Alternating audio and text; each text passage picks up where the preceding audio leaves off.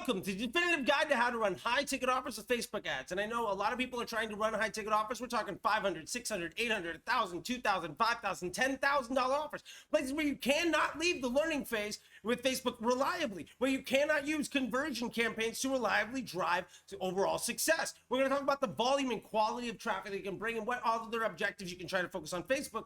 You can also focus on unit economics. We're going to cover all of that to understand how your business is going to get covered, and ultimately how you can use Facebook to amplify profitable opportunities for your business so you can use these high ticket items to load your funnel with really high quality individuals. We're going to break all of that down, plus the ads and the types and all the different metrics that you need to be focusing on. And let's get started.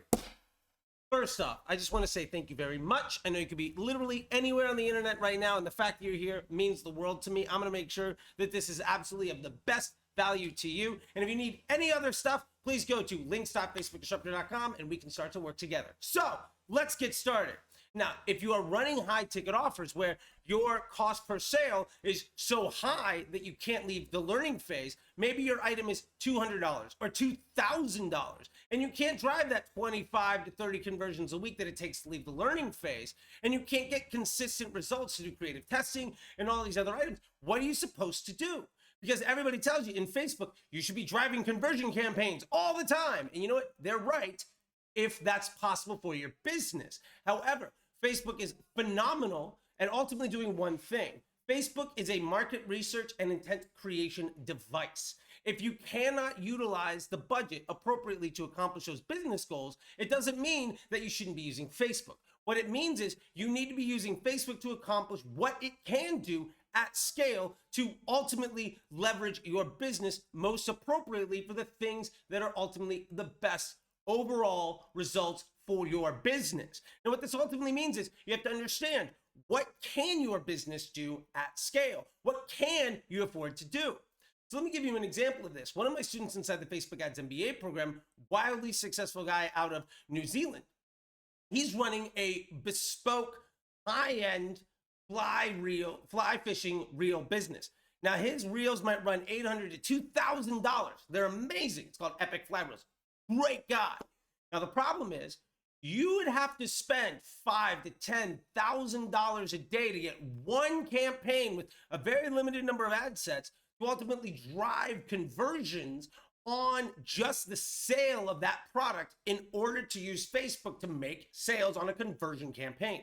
Now, what we can do instead is focus on, what do we have in the business that actually works? What can we afford to do? Now, you see, a lot of people will say, well, let's just focus on add to carts because we can drive a lot of them.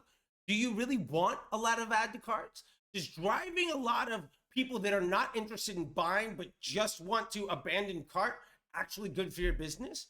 Well, there's an argument to be said, well, if we get a bunch of add to carts, eventually going to convert them. Sure. But is an add to cart actually worth any monetary value? Maybe, if you can get down to the unit economic of what is an add to cart actually worth to me? Is an add to cart worth $1? Is an add to cart worth $5? Well, if you can make that work, that's great. The problem is once you start to optimize Facebook campaigns to running to just add to carts, I'm going to guarantee you're going to get a much higher volume of add to carts, and the unit value, the unit economic of each one of those conversion events is going to drop dramatically.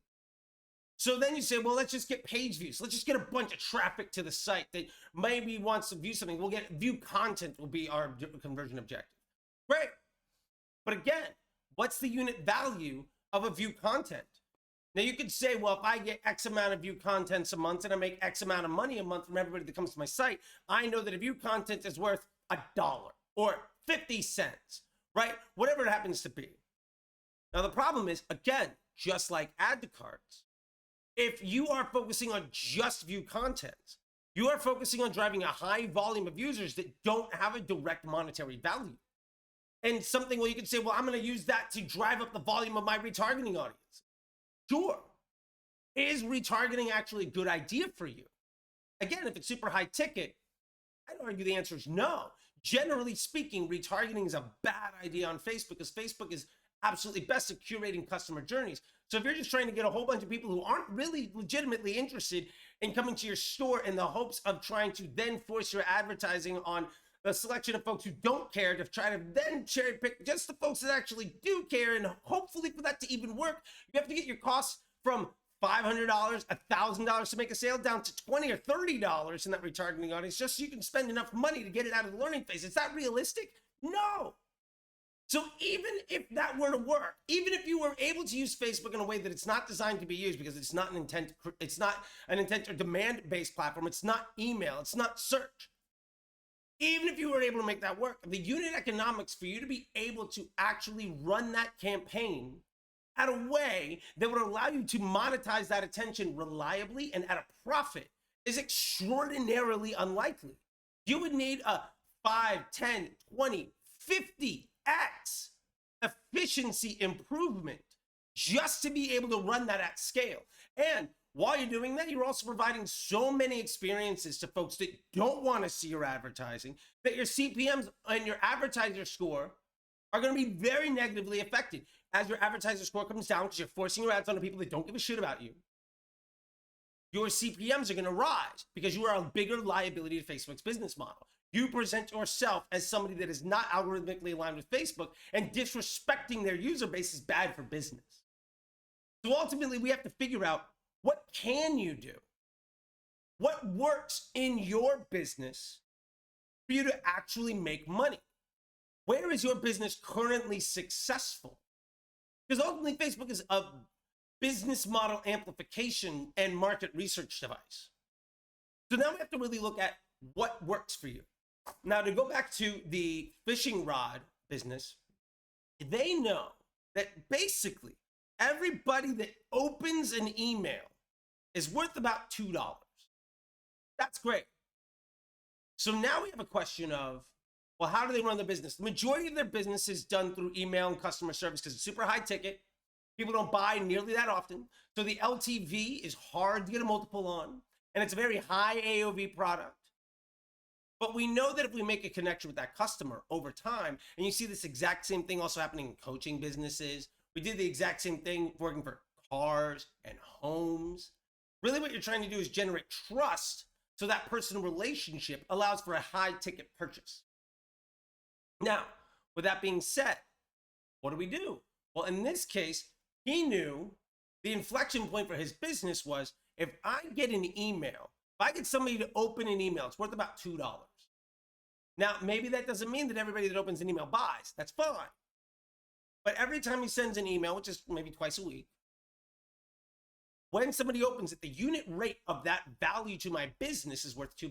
Now, what's great about that is it means, okay, so what we need to do is say, your best foot forward for making a sale is an email-based customer relationship. That's what's going to do best for cash flow for your business.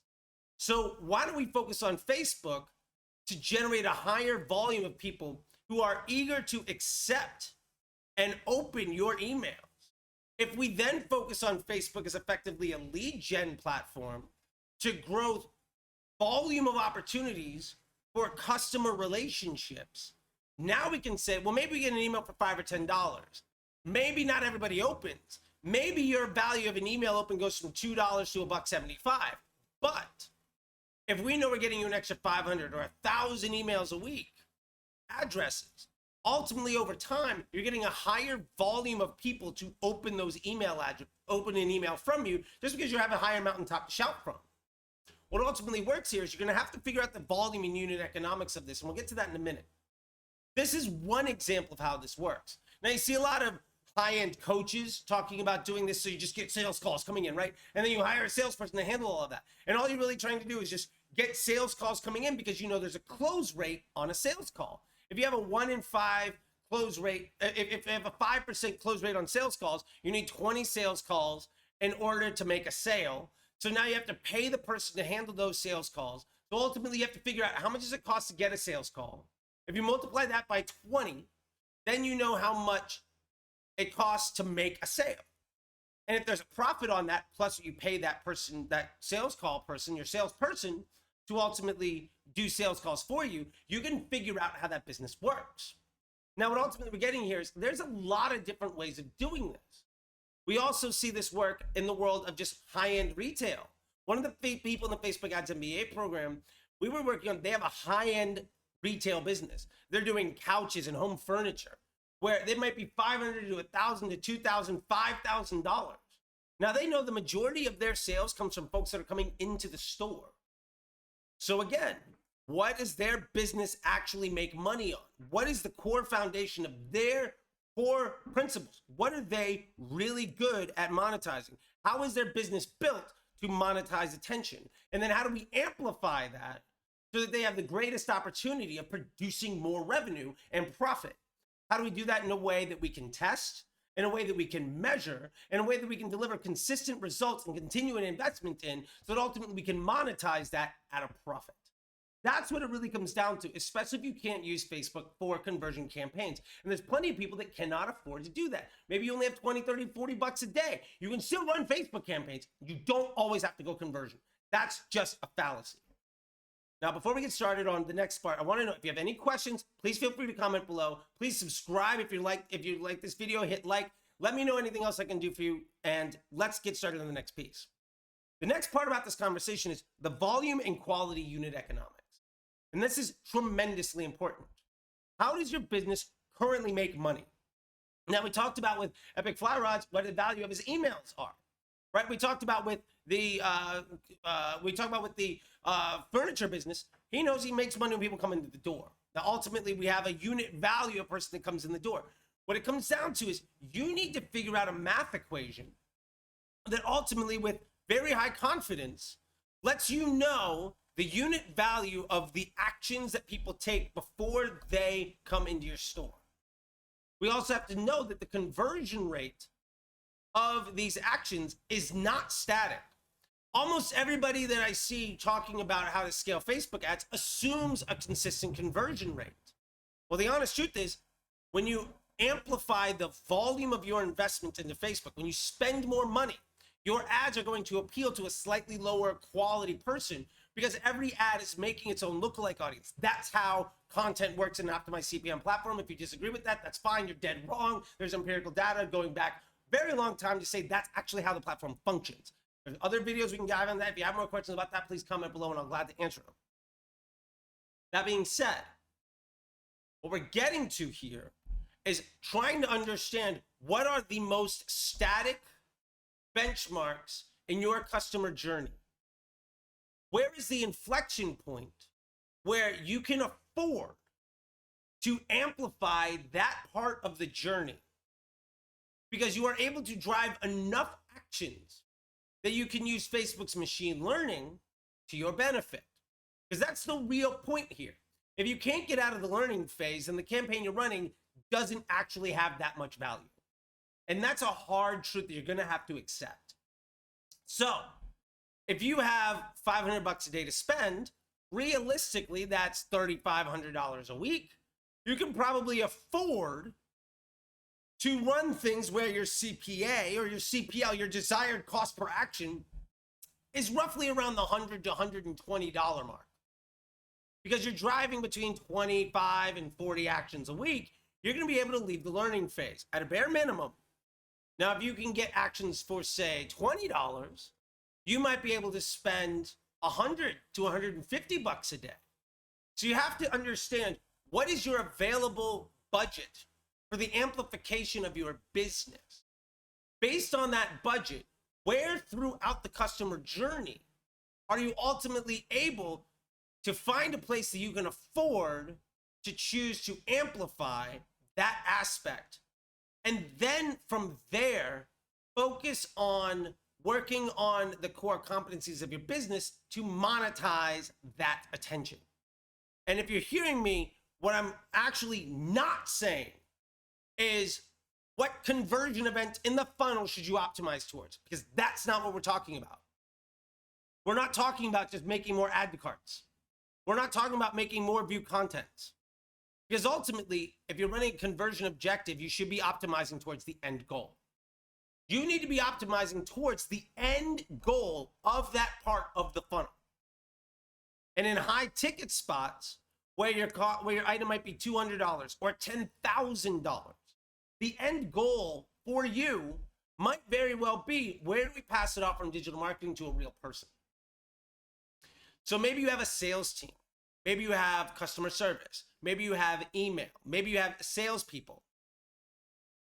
what we're getting at here is you start to get to the point of how do we afford to use machine learning to drive a higher volume and higher quality person and volume of people and quality of people into that inflection point in our business? Where is a bottleneck in our customer journey that we can actually afford to amplify the volume of? Because we know once we get somebody to this point, we're going to be able to monetize them with a certain level of confidence. Where is the conversion rate fairly static? And not only is that conversion rate fairly static, but that event is something we can afford to do. That's where we really start to get down to how to use Facebook to run high ticket items.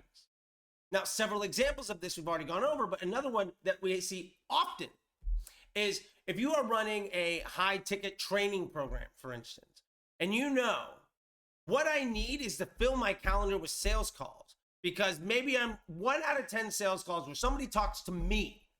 You don't have a salesperson, it's just you. 1 out of 10 calls is a conversion. And that conversion is, say, 10 grand. Great. Now, right now, you're sitting at a spot where you get 10 calls a week. So you're making 1 new customer. 10 calls a week is roughly maybe 2 calls a day. If you want to double or triple your revenue, really it comes down to how do we get 20 calls a week? Now, you can obviously also work on the sales pitch. You can work on other things, but this is the front end. What are we asking Facebook to do? Because the Facebook ads aren't going to help what happens after somebody talks to you. Now, they can help in priming that individual to be a higher quality. Absolutely. And that also goes down to the qualification and disqualification that happens throughout the funnel. But ultimately, what we're really getting to is the way you double your growth in business is doubling the amount of sales calls that you have. So how much does it cost to get somebody to have a sales call with you?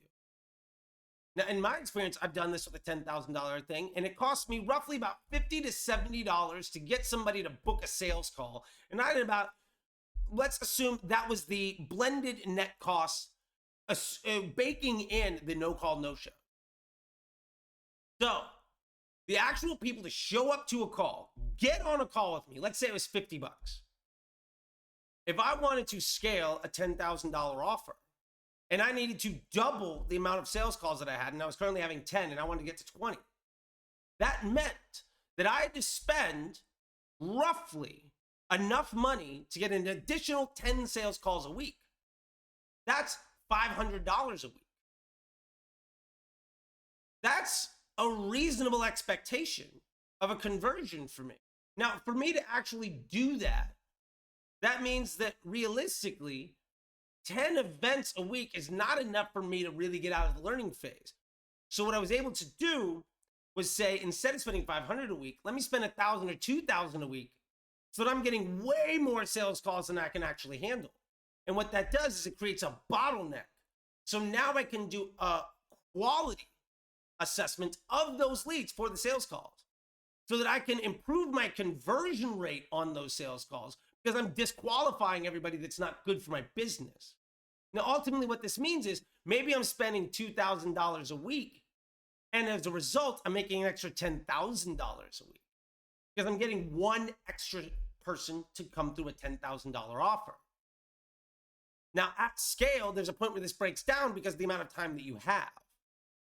Now, let's say you want to 5x that. You probably have to hire somebody else to do sales calls. Their conversion rate is probably going to be lower than yours. But once you find out the unit economics of the volume and the quality of every person that's coming into your store or coming into your funnel, now you're sitting at a spot where you can legitimately begin to plan your media.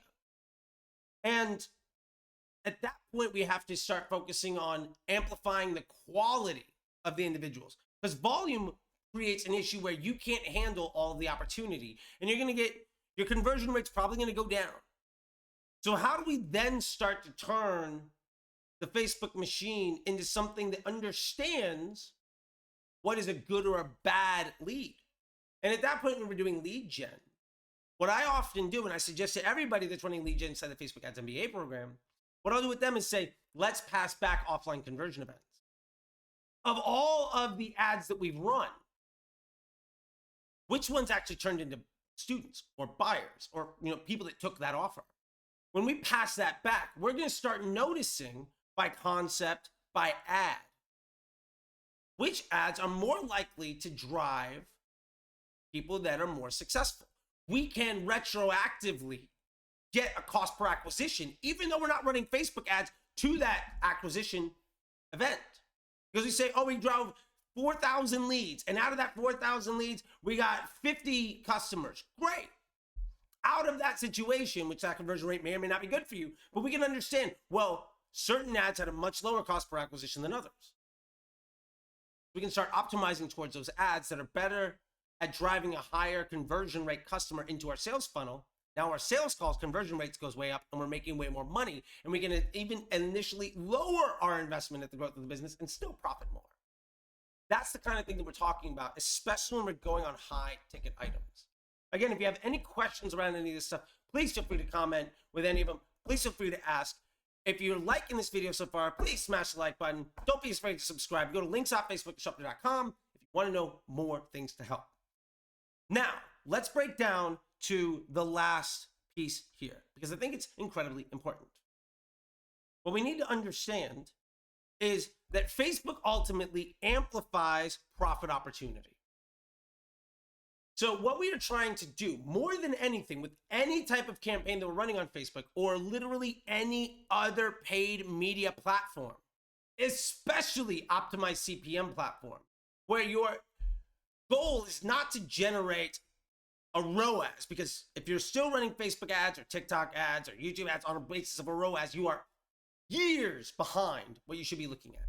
Instead, we are looking at intent creation to amplify the volume and quality of the users within our funnel so that we can more effectively monetize the intention that we are creating, so that when we have more cash positive investments that we make, for instance, sales calls or search or email, etc., where our exchange rate on our investment there is far better for our business's bottom line, then Facebook's job is just to amplify that.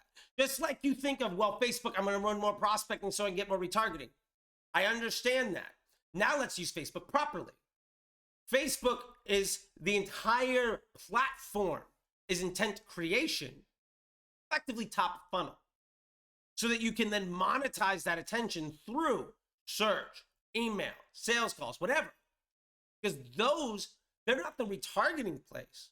They're the mid and bottom funnel of the customer journey. Don't look at it as Facebook has a piece of the funnel and I have a mid funnel and a top funnel and a bottom funnel. It is, what are the steps in the customer journey towards a conversion, especially in high ticket? Facebook's job is the first section of that journey. But ultimately, we have to understand what are the second, third, fourth, fifth steps to get somebody to buy. We should be focusing on making that journey as simple as possible. We should be focusing on making that journey as efficient as possible. But Facebook's job is ultimately to amplify the opportunity of that successful funnel.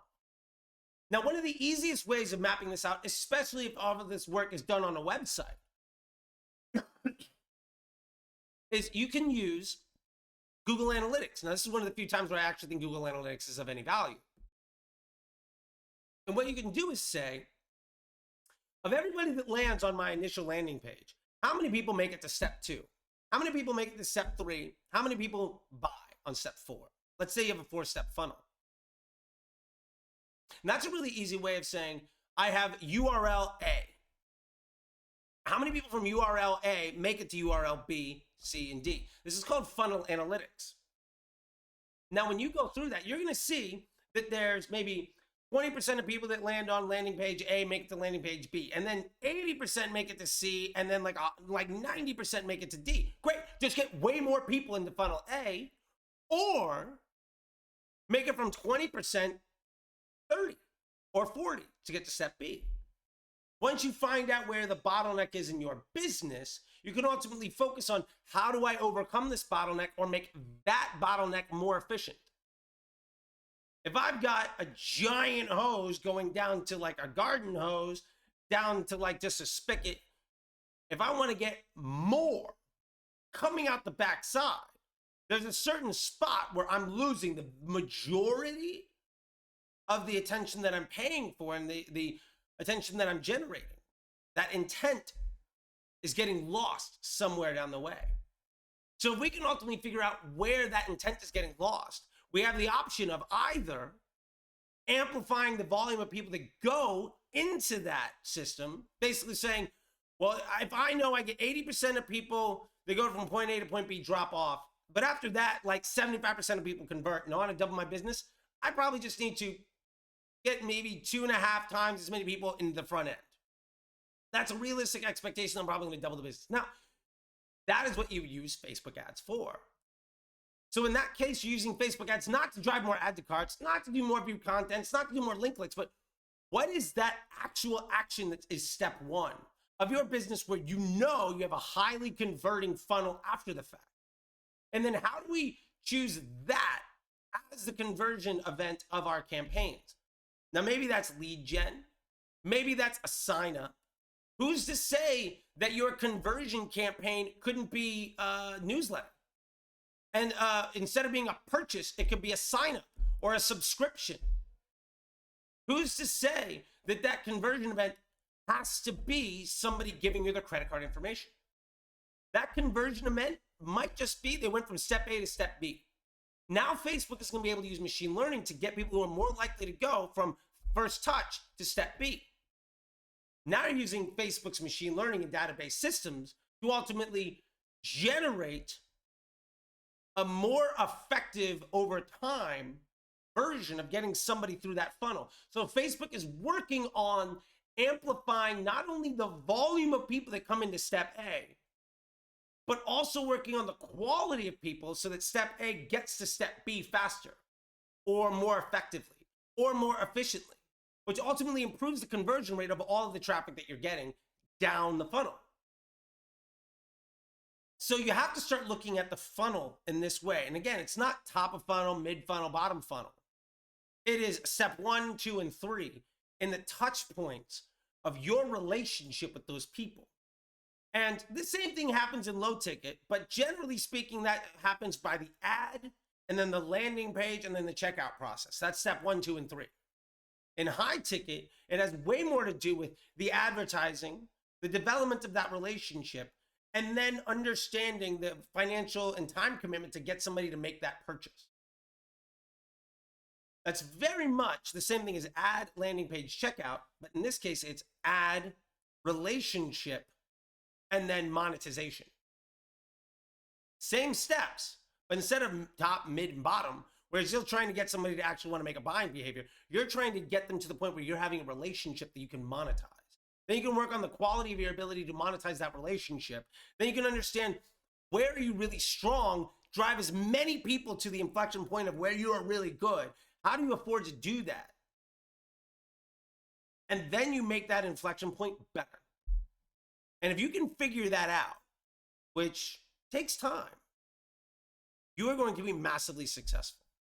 In my own personal experience, I've done this to the point where we took a business that was running on average maybe 50, 60, they were doing okay. It was a $60,000 to $80,000 a year plus side business. Good for the solo, they were able to quit their day job. Figuring this nut out, 10x that business in about 8 months. Because we figured out, okay, well, we can improve the volume by about 5x. And then we can improve the inflection point by about 2x. That resulted in a 10x improvement across the business. And it had nothing to do with targeting add to carts, because that doesn't mean anything. I've also done this at extreme high levels of scale, where we were running a 9-figure SaaS business. And we figured out the inflection point was getting somebody to do a trial on the software. Now, somebody had overcorrected before me and tried to get just to a registration to even get into an email address. The problem was that inflection point wasn't highly enough converting. We weren't able to monetize that attention effectively enough. So we then focused on the second inflection point. And we got the cost for a trial down from $60 to $8. The conversion rate after that more or less stayed the same. And the result was the Facebook ad budget went from $3,000 a day to $50,000 a day. That's a 9-figure SaaS business We ultimately cut back our Facebook budget by over 30 grand a day to save 1 million a month in EBITDA. And it was a tremendously profitable business. But that's the way you need to be thinking about this stuff. So again, if somebody says you need to be optimizing your conversions, they're wrong. If somebody says you should focus on add to carts, view content, they're wrong. If you're not looking at the stages of your customer journey, figuring out the bottleneck, and then amplifying the volume to that bottleneck, and then the efficiency of it, you're solving the problem the wrong way. That being said, I know this is super helpful. I know this is super packed. Feel free to go back on all of it. I really appreciate your time and energy.